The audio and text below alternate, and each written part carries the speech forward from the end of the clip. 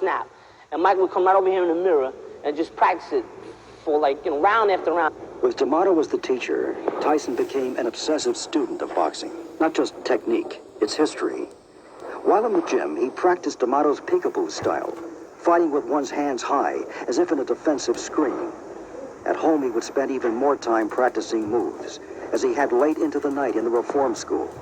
And his spare time would be dedicated to studying old boxing films. That's it. There you go. Now you got, again. Who's the last guy to stop? Time.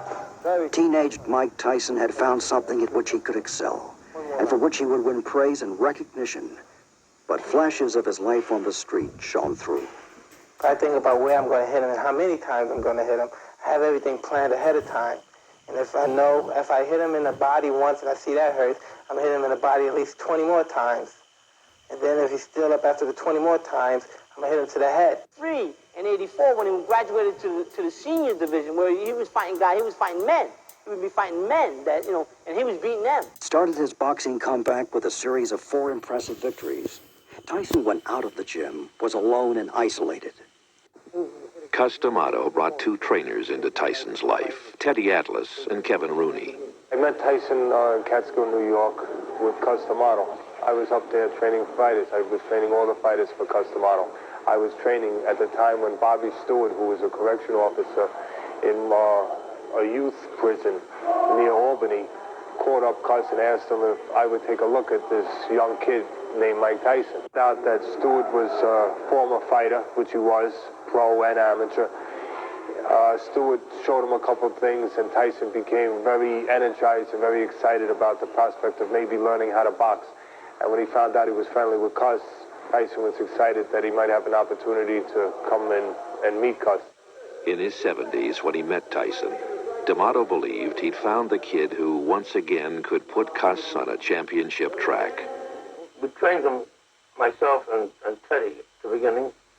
We trained him steadily until finally started to get boxing, and then he developed the ability to slip punches and so forth. When he got to the point of slipping punches, we had a difficult time getting people to box with him because he proved to be a very hard puncher with both hands. Tyson was like a sponge. He just absorbed everything that Cus had to teach him. The head movement, throwing the punches with bad intention, the proper snap. And I recall Mike, practicing for long, sustained periods of time, 10, 15 minutes in the mirror, just throwing the right uppercut or left hook, just over and over and over. That's it. There you go. Now you got, again. Who's the last guy to stop? Time. Very good. That's what I mean. He suffered in silence. That I think that Tyson turned the hurtfulness and the sorrow into some vicious anger, and because he started knocking guys. He was knocking guys out in the gym, and I think that he actually turned inward and had to work for him. That's what I believe happened. Rooney was a wonderful trainer for him. Kevin Rooney loved him. But Don King made him fire Kevin Rooney. And I think the day Tyson fired Kevin Rooney, there was a cap put on Mike Tyson's development as a fighter. His story, a work in progress. The final acts are still being written. He had to be ferocious. He went after Bobby. He was very strong. And Bobby had to open up to keep him in his place from overwhelming him. And Bobby said every time he hit me, he hurt me. He was perfect. He was aggressive as hell. And a change happened in Mike. Through boxing, he obviously became more proud of himself and sure of himself. That took the body right into the jaw. That's somewhere I just like being. I like being sometimes a little arrogant. A little bit, not much, just a little bit. And, a little spoiled. I like that. That's me, and it's always going to be me. I'm not going to try to change it for nobody. Obviously a prodigy. It was like the first time I saw John Coltrane, or the first time I saw Bruce Springsteen, or the first time I read Norman Mailer, or the first time I saw Baryshnikov. It was clear this was somebody special. Jim Mike fought like a wildcat, always, no matter who he was with. He would try to knock out anybody, no matter who it was. Mike used to knock out somebody every day of the week, sometimes 2 guys.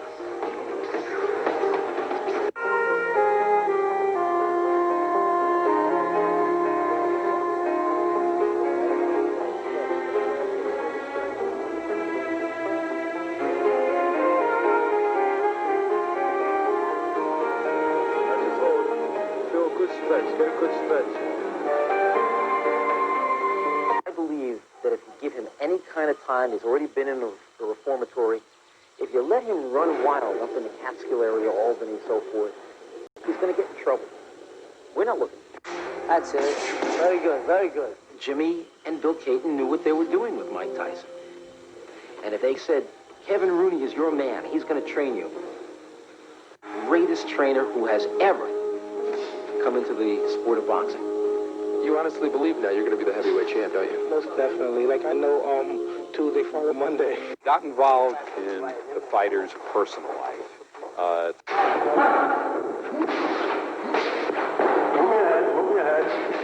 Move your head, Mike. You gotta score points when you get inside. So score points when you're doing the arms. See that? Tell me something, Gus. They close to him so he can't uppercut. He was 13 and a half years old, I believe. We trained him steadily.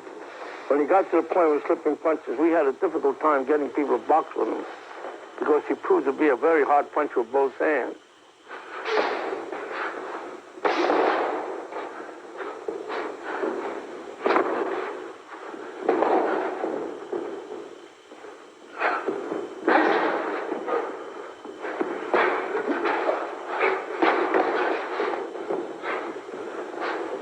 Move your head.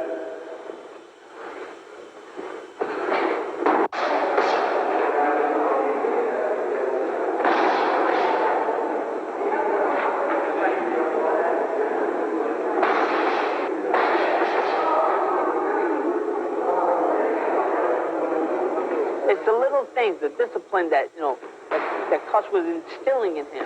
You got to do this, you got to do this. Then come to the gym, go home and go to bed. His pro career in late '84, but he had hurt his finger in training one day. So Mike came into the city, and for 1 week, Mike stayed with Keep the head down when you come up with the eights. Keep your head down. Yeah, I mean, it's not coming up, but it's starting to come up. To make it perfect. It's good, but it's not perfect. I don't succeed when I make a guy or help a guy become champion of the world. I succeed when I make that fellow become champion of the world and independent of me. Make sure you put down the next heavyweight champ. Yeah. And that's you. Thank you.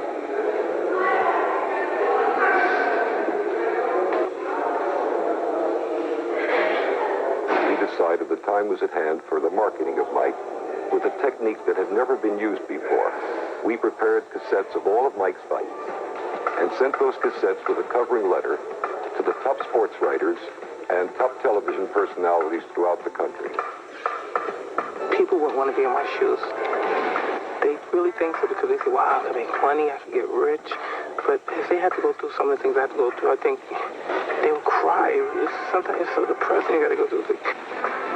They always want something and want to find a way to get your money. It's always people just as hard as you work in a gym, there's people working that hard to separate you from your money. I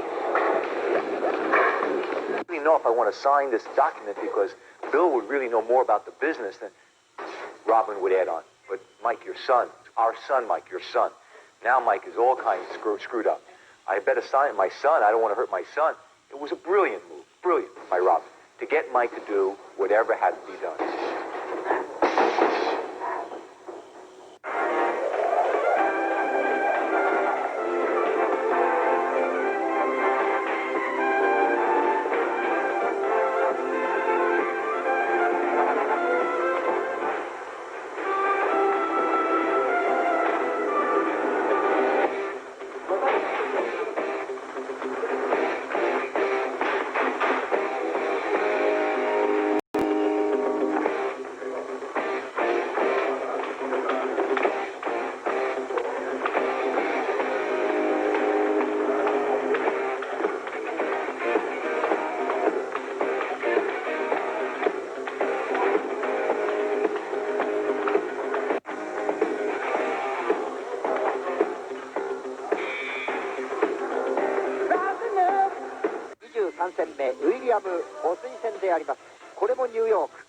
そしてこの自分風景なんですが、レポーターの小泉さん、いろいろ説明してください。お願いします。これグラマシージムっていうところでやってるんですが、はい、今タイソンはこれサウスポーでやってるんですね。小さい方がタイソンです。それでなかなかスピードがありますね。そして亡くなったカス・ダマトさん、はい、これはタイソンのトレーナーでありマネージャーであり先生ですね。昨年の11月にその恩師を肺炎で亡くしましたマイク・タイソンなんですが、はい、そしてこのトレーニングすごいですね。これはですね、ニューヨーク市の郊外にあるそのキャットスキルトレーニングキャンプなんですね。ジャクソンっていう言われてる選手ですね。恩師カス・ダマと昨年11月に亡くしておりますこのタイソン黙祷して練習。そうなんです。練習の最初はですね、この壁に貼ってある写真に黙祷してから練習を始めるんですね。あれこういうことだ。はい。タイソンがですね、我々スタッフに一緒に練習するかって声かけられたんで、よしじゃあ一緒にやろうって言うんで、田中ディレクターと一緒にですね、動いたんですね。2時間びっちりやられましたね。タイソンのトレーニング、練習の何かこう大きな特徴といったようなものがありました？非常にスピードを重視するタイプですね。でベンダーして、それからサイドステップ、そういう練習をよくやりますね。ヘビー級の割にはなかなかスピードがあります。What does it take for a real knockout puncher to get the job done? Well, there's a certain kind of knockout punches. There's something, being a big man really doesn't matter. It has no significance in knocking out someone. The main point is the quickness and what you throw the punches and that the leverage is what you have in the shoulder snap. And the object of really knocking out an individual is throwing a punch where he can't see. And when there's combination punches, and when you throw punches and you keep his mind preoccupied with the body punches, and the other two punches that come to the head are the knockout punches. And then again, there's one punch knockout punches, which they throw one punch to the body, boom, boom, and then the other punch to the head, which again, the opponent's mind is so preoccupied on the one punch, which rattles him just a little bit, and that's when the other punch comes in. Yeah, what I see in what you're saying is one, getting the shoulder in. A lot of fighters are arm punches. And secondly, the quickness so that the opponent doesn't see the punch and that's what knocks him out. He's not prepared for it. Absolutely. Guided by the teachings of the master, Mike Tyson set about changing his life, and in time, the entire boxing world.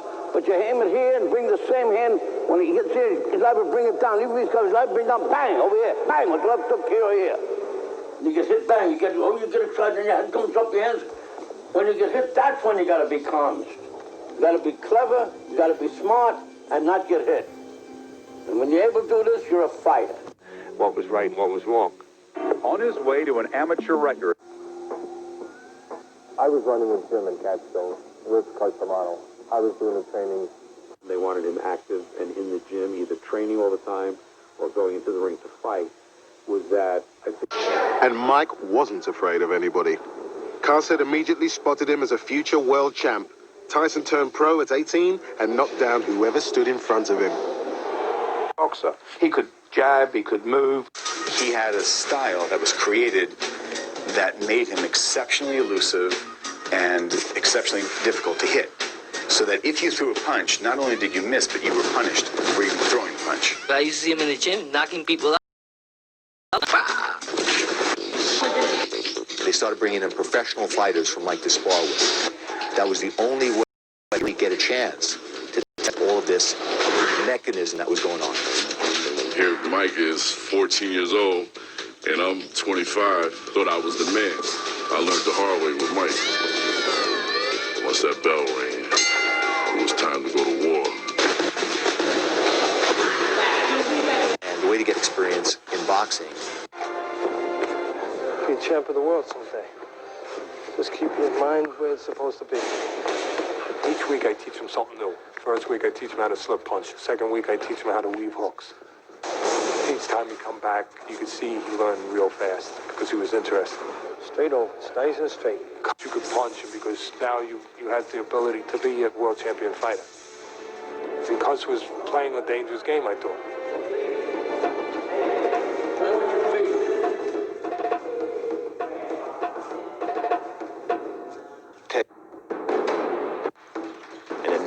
fights continue.